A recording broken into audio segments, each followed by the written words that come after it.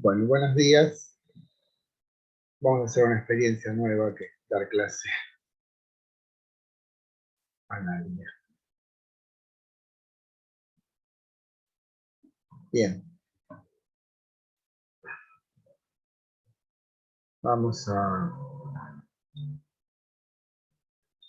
Bueno, hicimos una introducción escueta a la clase pasada.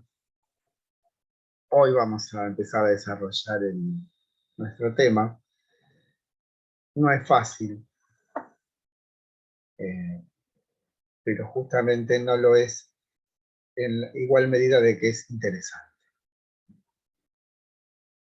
Sobre todo porque en cierta medida el mundo hoy, desde el punto de vista de lo que se piensa, lo que se dice, hablamos de los pensadores más, de un modo más conspicuos, tan presentes, sin hablar de la filosofía como impregna la vida, aunque de un modo indirecto, de las personas en general. Pero todo es a partir de Kant. O sea, el giro copernicano, que es lo que identifica al pensamiento kantiano, digamos, el giro copernicano es como si fuera la marca registrada del pensamiento kantiano, ¿no? O sea, que es la búsqueda del fundamento en las condiciones de posibilidad residentes en el sujeto, ¿no? Todo nace a partir o en contra de Kant. Bueno, este es el plan, la guía de trabajo. Como ven, va a haber dos. No nos vamos a ocupar de la tercera crítica, que es la crítica de la facultad de juzgar, y digamos, lo más extendido en el tiempo va a ser obviamente la crítica de la razón pura, porque es la que fundamenta, o sea, los principios que se asientan en la crítica permanecen tanto en la crítica de la razón práctica como en la crítica de la facultad de juzgar. Y esos principios consisten en la descripción, podemos decir, de cuáles son los elementos trascendentales. Y de ahora, de aquí y en más, trascendental debemos pensarlo como condición de posibilidad. Y esa condición de posibilidad que arraiga en lo trascendental tiene la nota de que es inmutable y común. Digamos, acá se sigue una larga tradición que viene desde Platón, Aristóteles y todo el medioevo, de pensar lo trascendental como condición de posibilidad, como aquello que si bien otorga la posibilidad de la existencia de las cosas no inciden sobre la condición de posibilidad. O dicho de otra manera, lo que hace posible la experiencia no aparece en la experiencia. Por eso, esta indagación trascendental implica una transformación en el método. No es a partir de los hechos cómo habremos de acceder al orden de lo trascendental, sino a la inversa. Lo trascendental pone a la luz a los hechos. Y esa peculiaridad implica un cambio en el método. O sea, no es la inducción ni tampoco la deducción, sino un método que ya vamos a ver cuál es el que lleva a cabo Kant, pero podemos llamarlo el método trascendental. Bien. La cuestión de la referencia biográfica, saben que es Kant está nutrida, la historia de Kant, de anécdotas que lo acercan casi a la excentricidad. Esto de la ciudad de Königsberg, o sus, digamos, no sé si todos sus conciudadanos, pero sabían la hora según el momento en que Kant hacía su paseo habitual. o un vecino que cortó un árbol porque sabía que a determinada hora Kant contemplaba la cúpula o la torre de una iglesia cercana, meditaba, y un árbol le iba a cortar esa posibilidad. O el hecho de haber despedido a su criado de toda la vida hacía que escribiese en cuanta hoja estuviese trabajando, tengo que olvidar a Lampe, ¿no? Que así se llamaba el criado, o que estuvo a punto de casarse 2 veces, pero lo pensó tanto que las este, novias, llamémosle, se cansaron. Pero todo esto no es una cuestión de poder explicar lo más alto por lo más bajo. Esto es, no es que Kant escribió la crítica de la razón pura porque era un neurótico obsesivo, sino que en todo caso la neurosis obsesiva fue un ingrediente que colaboró para que pudiese escribirse esa obra.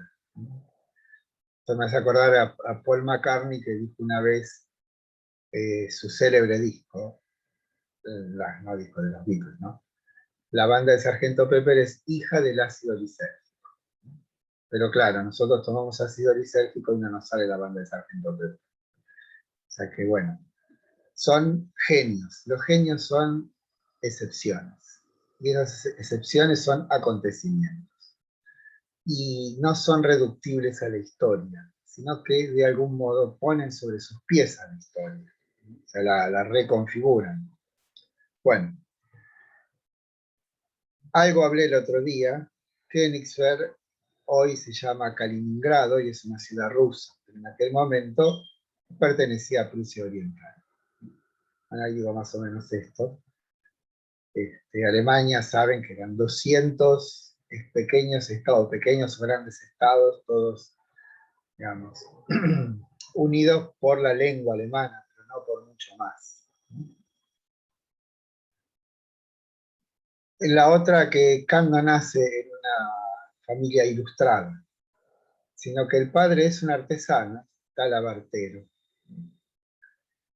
Lo que sí incide de un modo relevante en la vida de Kant es la profunda religiosidad en la que vivía su familia, que en particular es o forma parte de una comunidad que es la pietista.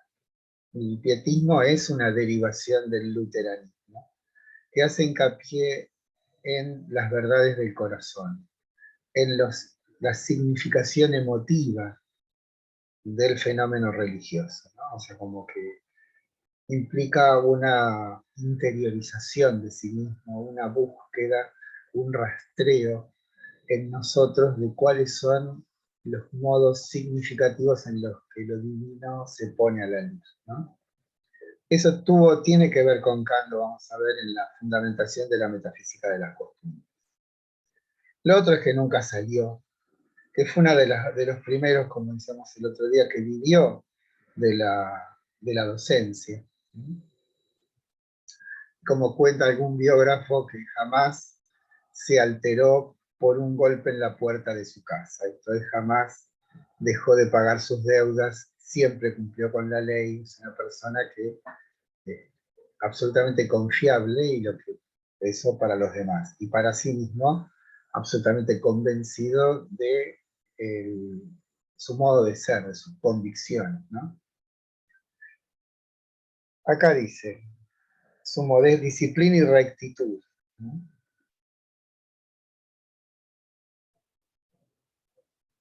Por ahí en el texto de Carpio van a ver que dice que fue uno de los últimos individuos que contenía en su mente todo el saber de su época, ¿no? Bueno, acá está la historia del inglés, no se la pueden leer. No sé si está en si está en el campus, no es un PowerPoint, pero bueno, presentaciones de Google Drive. Bueno, acá está, eso lo pueden leer. Veamos, ambas aptitudes, aptitud intelectual y tesón, dieron lugar a obras que cambiaron de un modo decisivo los tiempos por venir. De él surge, por una parte, la corriente del idealismo alemán con Fichte, Schelling y Hegel, y de este último Marx, quien en sus comienzos fue un hegeliano de izquierda. Y por la otra, la serie que comienza en Schopenhauer, sigue con Nietzsche y culmina en la llamada posmodernidad. Así como Platón, más allá de la disputa con los sofistas, que eran en realidad circunstanciales oponentes. El asunto central, que desde un punto de vista filosófico lo ocupó, fue la tensión entre el pensamiento de Parménides y el de Heráclito, estamos hablando de Platón. Y el resultado de esa tensión fue una doctrina, la de las ideas, que de un modo armónico resolvió la oposición en una instancia superior, en la que ambos estaban reunidos en una síntesis que los albergaba y superaba a la vez. Eso es muy hegeliano, ¿no? Del mismo modo, Kant se encuentra en una encrucijada similar, dos posiciones antitéticas e irreductibles, entre las que él ofició de algún modo de juez. Los oponentes en su caso eran el empirismo y el racionalismo, que se disputaban el patrimonio de la verdad de su época. Se podría decir que el veredicto de ese juicio conjetural fue la crítica de la razón pura.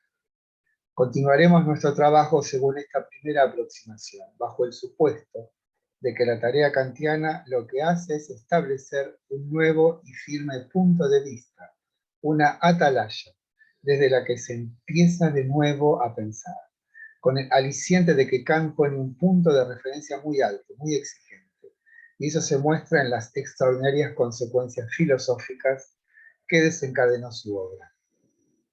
Como lo señala Rüdiger Safransky en su biografía de Schopenhauer, a la que tituló Schopenhauer y los años salvajes de la filosofía. Bueno, vamos a ver. Primero, una advertencia, podemos decir. Vamos a ir estableciendo una serie de nociones, de conceptos básicos, que en principio son difíciles de articular y a veces difíciles de definir. Pero la cuestión aquí es ser constantes, persistentes, rigurosos en lo que abarquen esos conceptos. Para después van a ver cómo todo se fluidifica y se configura en una arquitectura, que es la filosofía de Kant, absolutamente provechosa, porque nos enseña a pensar. Bueno, como decíamos el otro día, como decíamos ayer, la verdad para Kant tiene dos notas. Algo es verdadero cuando es universal y necesario. Universal quiere decir que aquello dicho en una formulación se cumple siempre. Y que sea necesario implica que no puede ser de otra manera. A la definición del triángulo como una figura de tres lados, le caben estas dos notas. No hay ningún triángulo que no tenga tres lados, universalidad, y no podemos negar el predicado de la definición del triángulo porque caeríamos en una contradicción. Eso quiere decir que no puede ser de otra manera. O sea, yo no puedo afirmar el triángulo no es una figura de tres lados. Entonces, fijemos como primer hito en nuestro tránsito esta noción de verdad. Verdadero es lo que cumple con las dos notas de la universalidad y la necesidad. Así como decíamos el viernes pasado, esas dos notas eran una prerrogativa de las ciencias formales, o sea, de la matemática, de la lógica. Esto es, el único ámbito donde podríamos afirmar con absoluta certeza que se cumplen esas dos notas de la verdad eran en ese tipo de disciplinas, en ese tipo de ciencias. Pero, como también decíamos en la clase pasada, ocurre un fenómeno que implica una disrupción en este orden hablo de lo verdadero, que aparece una ciencia, que es la físico-matemática de Newton, que tiene sus formulaciones. Su formulación fundamental, saben ustedes, es la ley de la gravitación universal. Esto es aquella que supuestamente descubre Newton con la cuestión de la manzana. ¿Sí? cae una manzana y se pregunta por qué las cosas se mueven. O sea, estamos hablando siempre del orden de lo espacio-temporal. O sea, ¿por qué hay movimiento? No solamente movimiento en este mundo cuando se cae una cosa o cuando algo se mueve, porque también tiene que ver con la ley de la inercia, sino del comportamiento de los astros. O sea, esa ley tiene la nota, y esta es la nota de la universalidad, que se cumple en todo ente espacio-temporal. Y justamente tal como nosotros lo habíamos aprendido en las lecciones sobre Sócrates, sobre Platón, sobre Aristóteles, los conocimientos universales, los conocimientos son tales y verdaderos en tanto universales, tanto para Platón como para Aristóteles, esas notas de la universalidad no pueden provenir de una inspección, de una recolección de datos que provengan del orden fenoménico, del orden de la experiencia. Esto quiere decir que de lo particular no podemos acceder a lo universal. Necesitamos otro camino. Bueno, estos son los elementos básicos. Hay un estado de cosas en el pensamiento filosófico en la época de Kant que no podía de ningún modo dar cuenta de ese hecho que es la físico-matemática de Newton. Bueno, cualquier cosa me dicen si es muy importante que en estos primeros pasos no tengan ninguna clase de prejuicio de preguntar. ¿Por qué? Porque estamos como estableciendo las bases de un edificio, y si las bases no son buenas, ya saben lo que pasa. Bueno, empecemos con lo que suscitó o agitó la controversia entre las posturas filosóficas antitéticas, y que de un modo u otro hizo a Kant intervenir en dicha disputa. La física de Newton.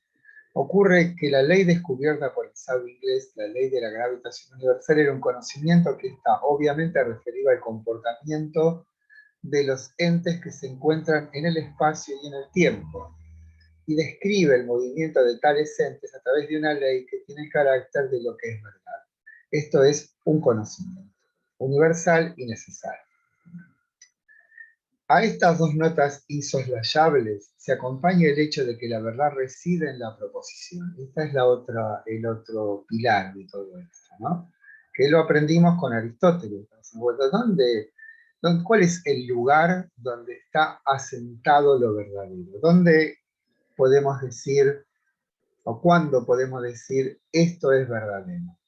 Y en el orden del conocimiento, el único orden, el único ámbito donde la verdad queda asentada es en la proposición.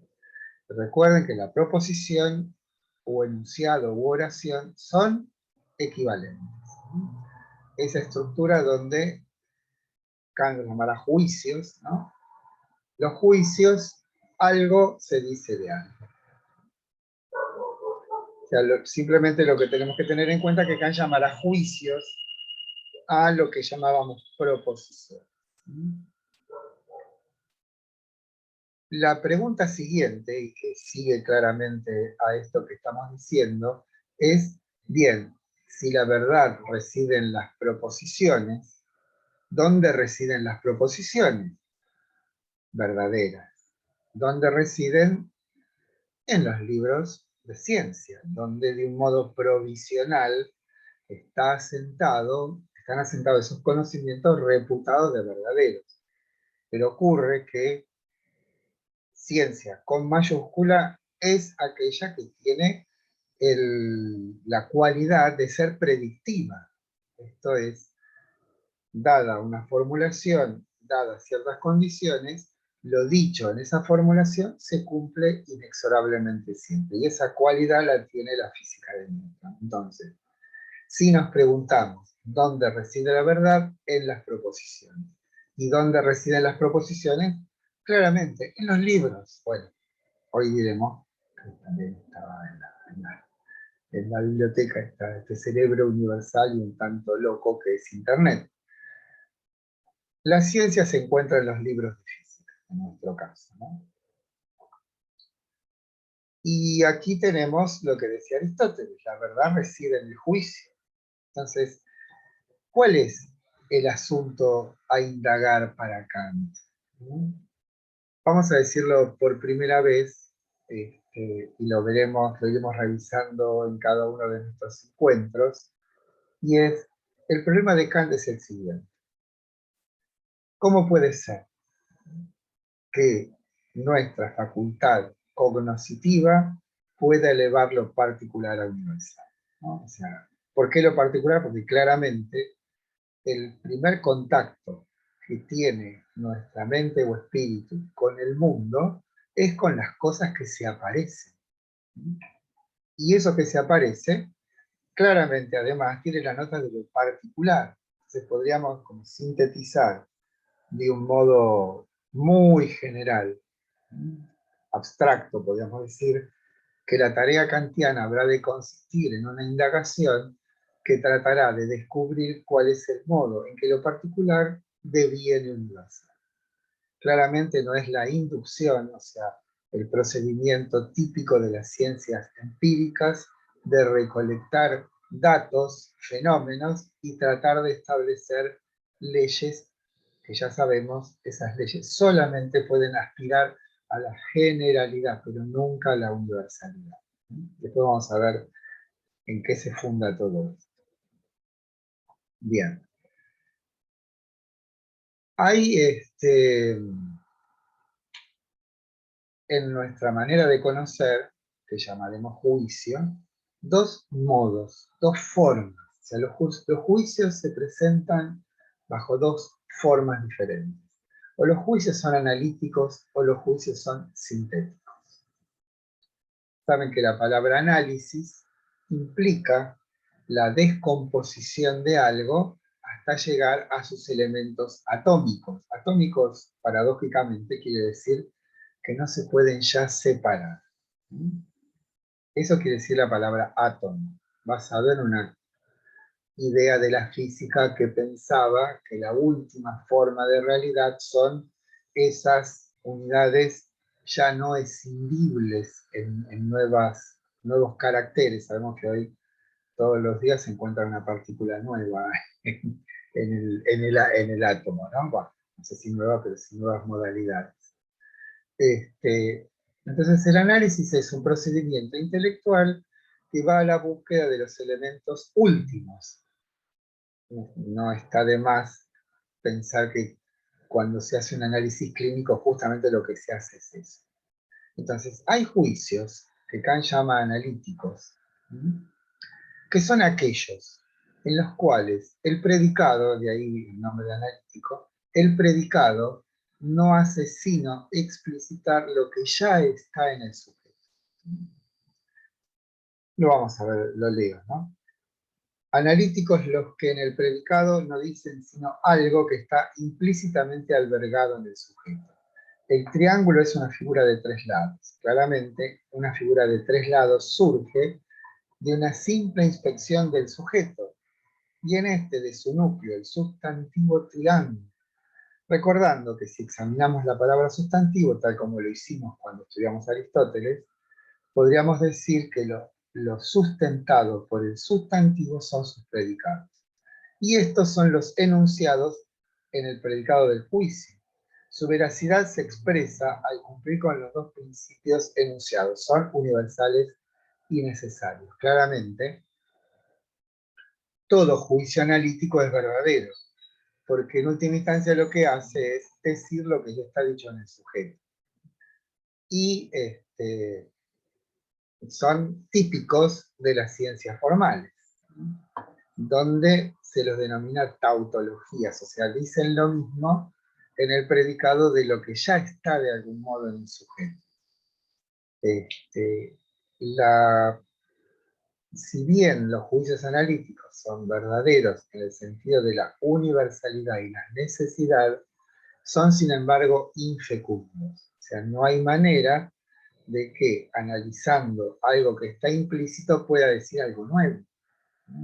Esto es, de algún modo son estériles, pero lo que sí hacen es explicitar nuestros conocimientos, o sea, como proponerlos de un modo más claro, si ustedes quieren. O sea, ¿cuántos enunciados pueden surgir de un sujeto determinado? Bueno, todos los enunciados son enunciados analíticos de ese sujeto. Y por otro lado, los sintéticos son aquellos, a diferencia de los analíticos, cuyo predicado no surge por la simple inspección de la mente sobre el sujeto, sino que no pertenecen a él. Por ejemplo, la puerta es marrón. Claro está que el predicado marrón no pertenece al sustantivo puerta, sino que surge de la experiencia. Esto es de un dato que aportan los sentidos. Tener en cuenta que la palabra síntesis es una palabra de origen griego. Syn es con, y tesis es poner o situar algo. De ahí que síntesis pueda ser expresada como composición de algo. A diferencia de los analíticos, los sintéticos son particulares y contingentes, vale decir, valen para este caso particular. Pero tienen la cualidad de ser fecundos, porque me dicen algo nuevo, algo que no está en el sujeto. Por supuesto, el ejemplo, la puerta es marrón, no dice algo verdadero para esta puerta, por eso es particular. Y es contingente porque las puertas pueden no ser marrones. Contingente llamaremos a aquello que puede ser de otra manera. Necesario, lo que puede ser de una única manera. Bueno, con esto lo que hacemos es abrir un panorama acerca de cuál es la estructura del conocimiento. El conocimiento se estructura a través de juicios. Los juicios tienen esta forma, como ya hemos dicho, de que el predicado dice algo del sujeto. Pero la manera de decir ese algo del sujeto obedece a dos formas diferentes: los analíticos y los sintéticos. La pregunta va a estar entonces en la formulación de Newton de la ley de la gravitación universal, que dice que la atracción entre dos cuerpos es inversamente proporcional al cuadrado de las distancias, que no nos dicen mucho eso. Bien, esa formulación ¿es analítica o sintética? Y vamos a ver que no es ninguna de las dos. Y por eso es que aparece Kant como una suerte de mediador y va a decir, bueno, además de los analíticos y de los sintéticos, existe un tercer grupo de juicios que Kant va a llamar sintéticos a priori, que tienen cualidades o notas de los dos. Son analíticos porque son universales y necesarios. Y son sintéticos porque admiten una notificación sensible, esto es de la experiencia. Entonces, la revolución kantiana, digámoslo en pequeño por ahora, en lo que respecta a qué significa conocer, es que inaugura un nuevo orden de nociones conceptuales o juicios, que son los juicios sintéticos a priori. Aquellos que, si bien admiten un aporte sensible, son, sin embargo, universales y necesarios. Entonces ahí está la pertinencia de esta pregunta que habíamos formulado recién, que la tarea kantiana, por lo menos en la crítica de la razón pura, consiste en indagar cómo nuestro conocimiento humano, nuestra forma de conocer humana, es capaz de elevar lo particular, esto es, los datos sensibles que son fragmentarios, particulares, cómo es que los eleva a universal. Eso, en síntesis, es la tarea de la crítica de la razón pura. Una indagación en un aspecto central de la naturaleza humana, que es conocer. ¿Cómo conocemos? Y la forma emblemática del conocer claramente es la ciencia. Entonces tenemos ahí como Kant tiene un asidero, un sostén insoslayable, es el hecho de la existencia de una ciencia basada en la experiencia como la física, pero que sin embargo, en el caso de Newton, establecida a través de juicios universales y necesarios. Bueno, siempre empiezo hablando y después termino, de algún modo el PowerPoint nos sirve como una síntesis.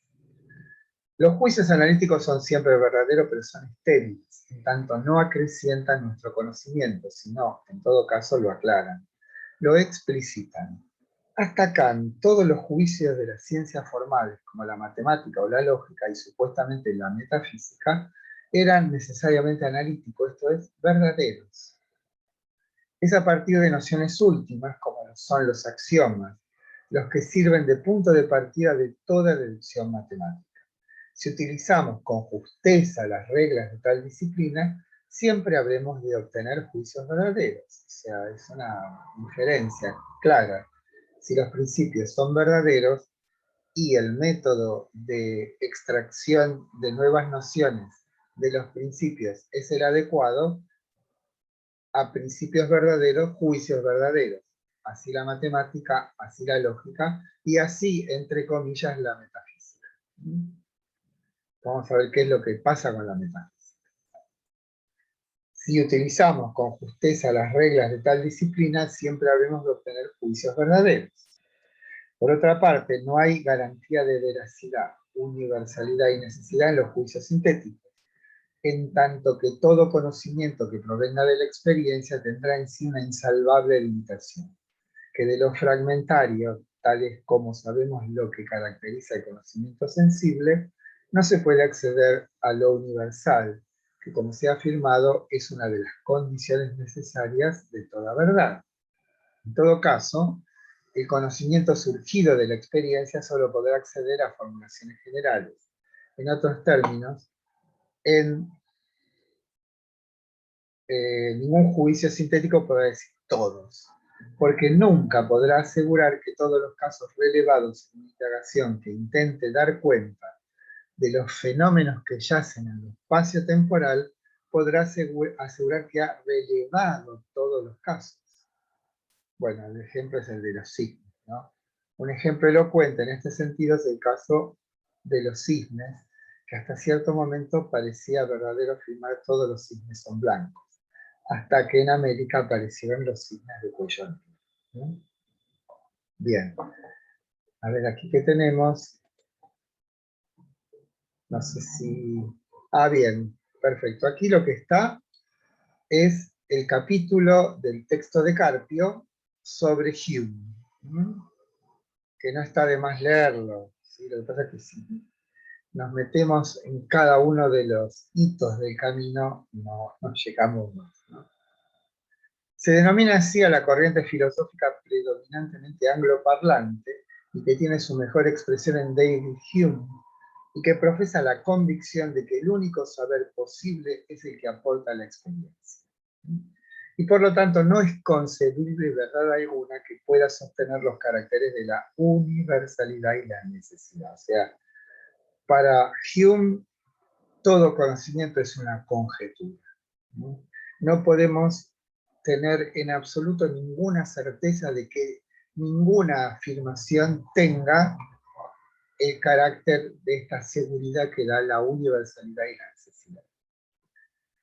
Por otra parte, el racionalismo, su contrario, afirma que las únicas verdades son aquellas que provienen de la sola razón y que adquieren su veracidad por partir de nociones indubitables. Bueno, aquí tienen ustedes aquello que enfrentábamos con Parménides y Heráclito, ¿no? O con la sofística y lo parmenide, como Platón de algún modo oficia una síntesis de esas dos posturas antitéticas e irreductibles. Vamos a ver cuál es el nuevo viejo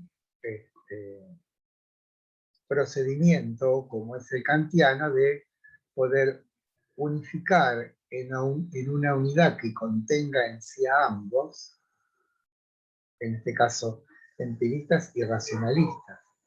Tengan en cuenta que la ley de la gravitación universal es eso, es universal por un lado y particular por el otro. Entonces el asunto es poder establecer a través de un procedimiento seguro cómo develar el comportamiento de nuestro conocimiento. Aquí lo que se va a hacer hincapié es, bueno, pero ¿cómo es posible entonces que nuestro conocimiento sea capaz de acceder a ese orden de verdades en el orden del infinito, cosa que, o sea, pensemos algo que no estudiamos, pero que es la Edad Media. La Edad Media desconocía, directamente desechaba la posibilidad de que un conocimiento firme pueda basarse en la experiencia. Ahí tienen ustedes, por ejemplo, el caso de una convicción de la Edad Media, que es la generación espontánea. Si nosotros acumulamos en un rincón oscuro, húmedo, basura o toda clase de, digamos, de desechos, naturalmente aparecería una rata. O sea, como pensando que la mezcla de humores y de sustancias pútridas daba lugar a las ratas. ¿Por qué? Porque claramente nadie se puso a observar y ver el momento en que las ratas anidaron dentro de la basura. ¿Por qué? Porque se despreciaba eso, o no se lo tenía en cuenta, no formaba parte de su universo de sentido el orden de los fenómenos que aparecen en el espacio y en el tiempo. ¿Por qué? Porque esa concepción teologista dejaba a la naturaleza como el ámbito de manifestación eventual de lo divino. Por lo tanto, no era pertinente que nosotros observásemos eso y lo tomásemos como fundamento del conocimiento. Bueno, para eso pueden leer El nombre de la rosa, ¿no? De Humberto Eco, o un ejemplo, yo no sé si es de San Buenaventura, la verdad que no me acuerdo, que dice: ¿cómo podemos confiar en los sentidos si el fenómeno en sí mismo verdadero de nuestra fe, la transubstanciación, esto es, el hecho para la religión de que el pan sea la carne y el vino la sangre, no es verificado por nuestros sentidos? ¿Se dan cuenta? Ahí tienen la nota de por qué en la Edad Media no era el fenómeno que aparece a los sentidos algo que pudiese conducir a una formulación verdadera.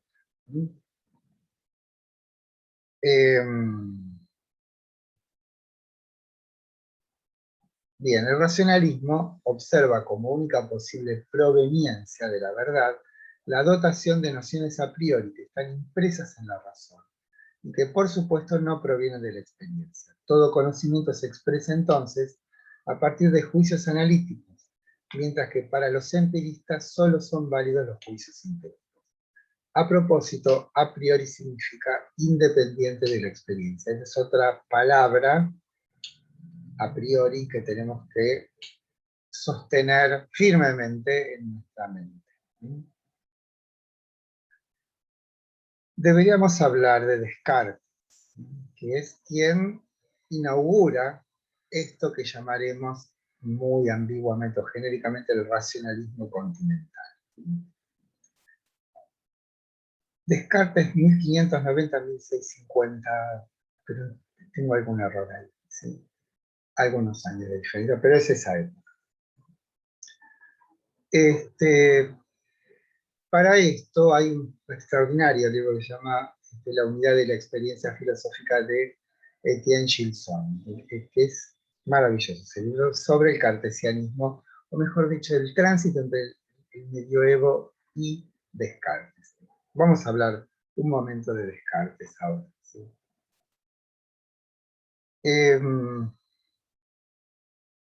Saben ustedes que Descartes es el que descubre, inventa o crea, eso depende de los criterios de cada uno, la geometría analítica. La geometría analítica es una fusión de dos ciencias, una antigua, la geometría, y una moderna, el álgebra. O sea, lo que llamamos nosotros coordenadas cartesianas, que nos permiten, a través de una formulación escueta, poder expresar figuras, por ejemplo, o figuras y fórmulas complejas, porque los ejes cartesianos pueden ser más de dos, ¿no? Es como una... O sea, para Descartes fue una revelación. Todo eso, ¿no? El orden de lo matemático es como quería Platón, como querrá Husserl después. El orden de lo matemático, digo, ofrece a muchos pensadores algo que es de una atracción que no se puede soslayar, y es la verdad de sus formulaciones, la verdad de sus consecuencias.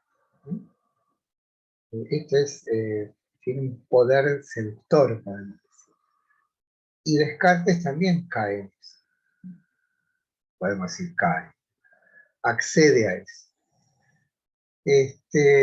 Pero lo más relevante, o mejor dicho, a donde conduce todo esto, es que Descartes utiliza un procedimiento metódico muy particular que es la duda metódica. ¿En qué consiste esto? Es en primero examinar cuáles son nuestras capacidades cognitivas y después ponerlas a prueba, a ver si efectivamente esas capacidades cognitivas pueden o no darnos conocimientos indubitables. O sea, el propósito de Descartes es encontrar un conocimiento tal que sirva de fundamento seguro para el edificio del conocimiento. Entonces, en esa búsqueda, en una obra que se llama Las Meditaciones Metafísicas, lo que hace es indagar sobre ese principio, ir a la búsqueda de ese principio. Y como saben, en el texto de Carpio está muy bien el capítulo de Descartes, pero ¿a qué conclusión llega? De que si pienso existe. Para esto él dudó absolutamente de todo, propuso la hipótesis de un genio maligno que pone toda su industria en engañarnos, pero hay algo que no nos puede engañar, que en tanto yo estoy pensando, existo. Si lo que pienso es verdadero o falso, me es indiferente. Lo que sí es verdadero es que en tanto pienso, existo. Esto es, en la captación de mí mismo, en el acto mismo de pensar, entiendan por pensar, imaginar, percibir, pensar, recordar, o sea, todas nuestras actividades conscientes, nuestros actos conscientes son para Descartes pensar. En tanto pensamos, existimos. Es como que en el momento mismo en que la acción de recordar, imaginar, etcétera, etcétera, es captada, esa captación es indubitable. Puedo dudar de lo captado, pero no dudar de lo que capta. O sea, bueno, a partir de ese principio, Descartes hace una suerte de recorrido acerca de cuáles son las cosas en las que yo experimento el mundo, ¿no? Entonces dice, bueno, primero está la percepción, que claramente es dudosa, están los sueños, pero yo no sé si en este momento estoy soñando o no, está el pensamiento racional, cuya formulación más segura es la matemática, pero cuántas veces me equivoqué haciendo un cálculo matemático, bueno, enseguida volvemos porque bueno, ya volvemos, ¿eh? Unos días que no los saludé.